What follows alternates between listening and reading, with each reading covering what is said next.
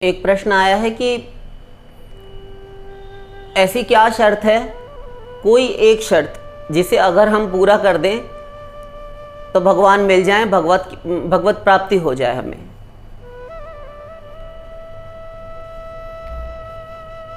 प्रश्न सही भी है, सही और गलत भी है। व्यर्थ ऊहापोह में, व्यर्थ उलझन में, पचड़े में डाले बिना सीधा सीधा उत्तर। ऐसी क्या शर्त है जिसे हम पूरा यदि कर दें तो भगवत प्राप्ति हो जाए, भगवान मिल जाए। तो वो कोई शर्त नहीं, लंबी चौड़ी कोई भी शर्त नहीं है। शास्त्रीय बोलेंगे, अपना कुछ नहीं बोलेंगे। सबसे पहले तो आप ऐसा कुछ कर ही नहीं सकते जिससे कि आप भगवान को पा सकें अथवा भगवान आपको आकर मिल जाए। भगवान आपसे आकर मिल जाएं, क्यों मिल जाएं? हमने अमुक शर्त पूरी की थी, क्या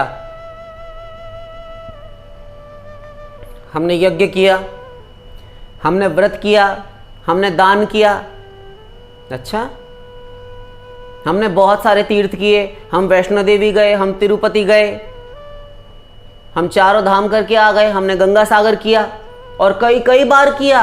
वैष्णो देवी हम हर साल जाते हैं, साल में दो बार, तीन बार जाते हैं। यहाँ तक हम लोग ऐसे लोगों से परिचित हैं जो ना जाने कितना जाकर माता के पास वैष्णो देवी दर्शन करके आते हैं। तिरुपति बालाजी, चारों धाम हर साल किए रहते हैं, जब मर्जी होती तभी पहुंच जाते हैं। ये सब करने से हम नहीं मिलते। न वेदाध्ययन न दानई, न वेदों के अध्ययन से, न दान से, न साधयति माम योगो न सांख्यम धर्म उद्धव। मैं योग से, सांख्य से, न धर्म से, तो वेदों की स्वाध्याय, किसी भी प्रकार के पुराण शास्त्र संहिताओं का, इन सब का अनुशीलन, स्वाध्याय, चिंतन, मनन करने से, तीर्थों में जाने से, गंगा सागर करने से, किसी भी तीर्थ चले जाओ, इन सब में जाने से कुछ नहीं होगा। किसी भी प्रकार से मैं नहीं मिलूंगा, नहीं मिलूंगा, नहीं मिलूंगा। इष्टापूर्तम मन्यमाना वरिष्ठम नान्य श्रेयो वेदयन्ते प्रमूढ़ा नाकस्य पृष्ठे ते सुकृते अनुभूत्वमं लोकम हीनतरम वा विशन्ति। वेद कहता है कि मन माने ढंग से तुम इष्टापूर्त कर्म किए जाओ, बड़े बड़े यज्ञ यागादिक, प्याऊ पोसले, बाग बगीचे लगवाना, गोचर भूमि छोड़ना, मंदिर मस्जिद बनवाना, ये सब जो बड़े बड़े तुम धर्म कर्म के अंतर्गत आते हैं, इनका फल तो मिलता है, किंतु ईश्वर प्राप्ति कराने में ये समर्थ नहीं, बिल्कुल जीरो, शून्य, इनका कोई फल नहीं। ये आवागमन नहीं मिटाता, 84 लाख के बंधन से मुक्त नहीं करता। इन दान दक्षिणाओं से, बड़े बड़े यज्ञ करने से, तीर्थों में जाने से कुछ नहीं होता। अंतःकरण की शुद्धि भी सही नहीं होती, और बिना अंतःकरण की शुद्धि के कुछ नहीं होता। फिर कैसे होता है? हमने आपसे प्रश्न किया था कि आप ये बताइए कि एक शर्त ऐसी जिसके पूर्ण करने से, जिसकी पूर्ति से भगवान मिल जाए। तो एक शर्त बता रहे हैं, संभल कर बैठो। मिलई न रघुपति बिनु अनुरागा, किए जोग जप ज्ञान विरागा। भगवान बिना प्रेम के, अनुराग के किसी को नहीं मिला करते, नहीं मिले, नहीं मिलेंगे। योग, जप, ये जो अंडे पंडे आपको सुनाए रहते हैं पंडित जी, बेटा लाल चंदन की माला से, बेटा तुम रुद्राक्ष की माला से, तुम तुलसी की माला से जपा करो मंत्र। क्या मंत्र? हम तुमको मंत्र दे रहे हैं, इधर आओ, बोलिए, कान फूंकते हैं। ओम नमो भगवते वासुदेवाय। ये पद्म पुराण का सार है ये मंत्र। ओम नमो नारायणाय, ये द्वादशाक्षरी और ये अष्टाक्षरी मंत्र दोनों। ओम नमः शिवाय अथवा नमः शिवाय अथवा शिवाय नमः, सीधा जपो, उल्टा जपो। स्त्री ब्रह्मचारी ऐसे स्त्री ऐसे ना जपे, ओम लगा कर ना जपे। अंत्यज शूद्र हैं वे ऐसे ना जपें। चतुर्थ वर्ण के जो लोग हैं, जिनका यज्ञोपवीत संस्कार नहीं हुआ है, अनुपवीति हैं, वे ओम ना लगावें। ठीक है, किंतु ये जपने से भगवत प्राप्ति हो जाएगी? उन पंडित जी को हुई क्या? पूछो उनसे। इतना पाठ कर लो, इतना जप कर लो, सुंदरकांड का पाठ कर लो। ये पाठ क्या होता है? अक्षरों का पाठ। काली स्याही से किताबें लिखी हुई हैं, सामने धर कर पोथा, तुमने वाचन कर लिया, हो गई भगवत प्राप्ति। ये जोगरी से काम नहीं चलेगा।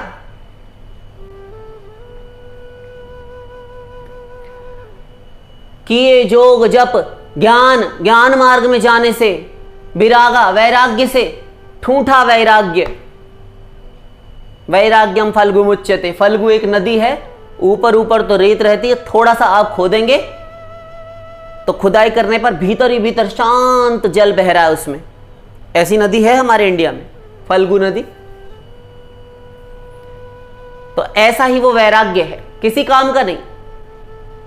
तो भगवत प्राप्ति, ईश्वर प्राप्ति, भगवान की प्राप्ति इन सब क्रियाकलापों से, इन बहिरंग चेष्टाओं से, क्रियाओं से नहीं हुआ करती। भगवान केवल प्रेम से रीझते हैं, प्रेम से मिलते हैं। धन्य प्रेम प्रहलाद ही को जिन पाहन ते परमेश्वर काढ़े। उन प्रहलाद जी के प्रेम को धन्य है, बलिहार है, जिनके प्रेम की ये सामर्थ्य है, ये शक्ति थी कि भगवान को निर्गुण निर्विशेष निराकार भगवान को सगुण सविशेष साकार करके उस पाषाण के खंभे में से प्रकट कर लिया। वो प्रेम शक्ति थी, और किसी से भगवान नहीं आते। ये योग यज्ञ दान तीर्थ व्रत उपवास, मर जाओ कभी नहीं मिलूंगा, भगवान ही कह रहे हैं। यथा भक्ति ममोर्जिता, उद्धव जैसा मैं भक्ति से मिलता हूं, किसी साधन से नहीं मिलता। भक्त्याहमेकया ग्राह्य श्रद्धयात्मा प्रिय सताम। मैं एक अनन्य भक्ति से ही पकड़ में आता हूं और कोई मार्ग नहीं। योगास्त्रयो मया प्रोक्ता नृणाम श्रेयो विदित्सया ज्ञानम कर्म च भक्तिश्च नोपायोन्योस्ति कुत्रचित। भागवत, ये सारे श्लोक भागवत के हैं। नोपायोन्योस्ति कुत्रचित, अन्य कहीं पर कोई भी उपाय नहीं है, केवल 3 ही मार्ग मैंने बताए हैं। उनमें से एक है भक्ति। भक्ति से जैसा मैं मिलता हूं वैसा किसी साधन से नहीं मिलता। भक्त्याहमेकया ग्राह्य। भागवत तो सुन ली, गीता में चलो। अनन्य चेताः सततम यो माम स्मरति नित्यशः। अनन्य चेताः, जो अनन्य भाव से मेरी शरणागति करता है। ध्यान दो, आपने प्रश्न किया कि एक ही शर्त बता रहे हैं। भगवान ने केवल एक ही शर्त रखी है अपनी प्राप्ति के लिए कि वो किसको मिलते हैं और जिनको मिले हैं वो साधन, वो क्या शर्त है, वही बता रहे हैं।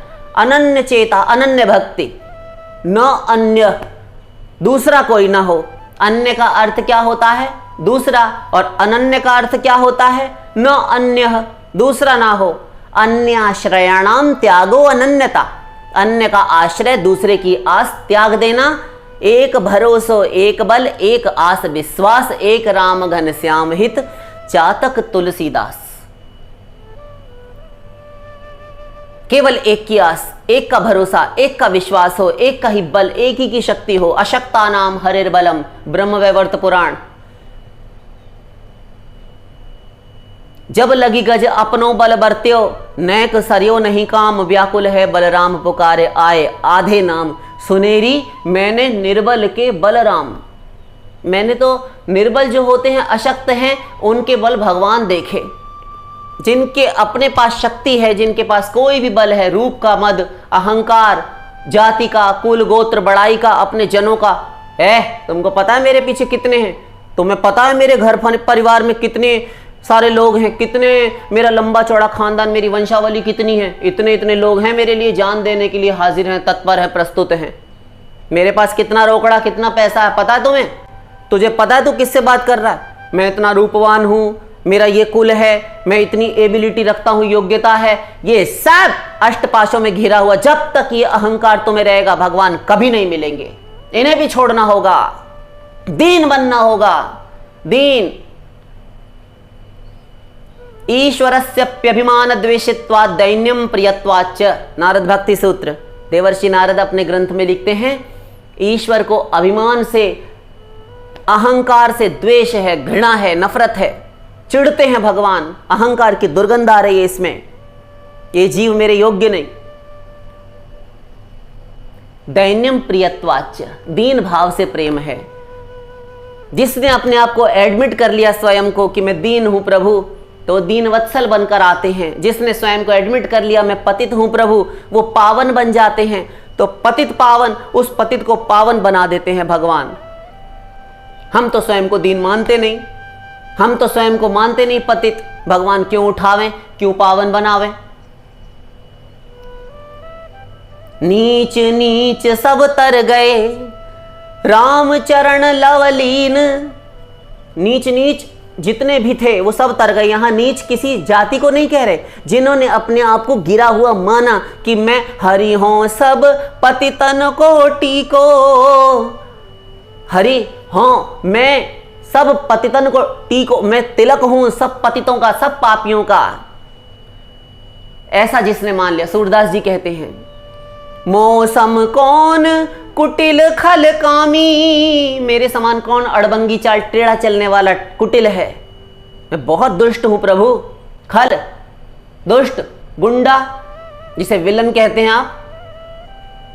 कामी, घोर कामनाओं से आसक्त, ऐसा मैं हूं प्रभु। लिखकर दे रहे हैं जो नहीं है वे महापुरुष।